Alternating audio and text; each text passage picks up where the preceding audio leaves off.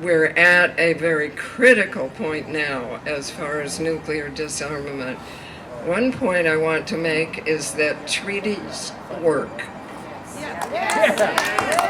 And we had a treaty that was, people were negotiating over years and years, and finally it was put together, and all of the indications as the monitoring took place was that the Iranians were following the guidelines of that treaty.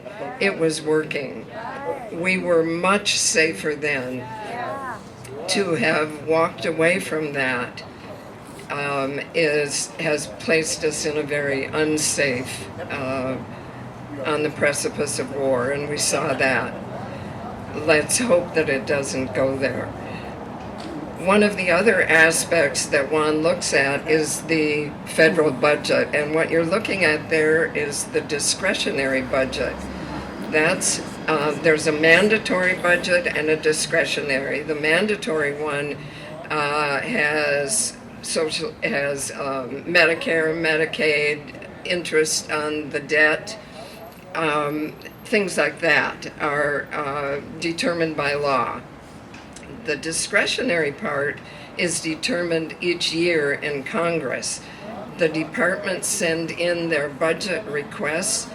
The president creates a proposal, and this is the proposal that was for, I think, the 19th, year 19, or does it say 20 down there? I do these every year. But this is the discretionary one. And what you notice immediately is that more than half goes to the Pentagon. And if you're concerned about cutting that military budget and that might affect the welfare of our troops, you can see at the far end, down at the bottom, the amount that is devoted to pay and benefits to our troops. And then you can see that over half of that budget goes to contractors. And I noticed that when Soleimani was assassinated, military contractors' stock went up.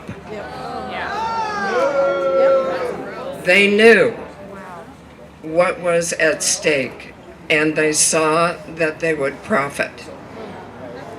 We have to take the profit motive out of war, and we absolutely need a country that deals with these other colors at the end of the budget.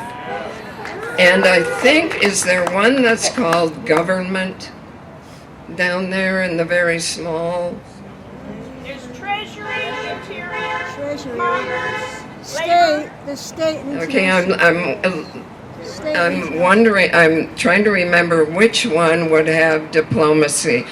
Oh, if the, State Department. State Department, International Affairs. International Affairs. okay, State. that's, our embassies are not staffed. The State Department has been decimated, and if we're ever going to follow diplomacy instead of war, we have to fund that.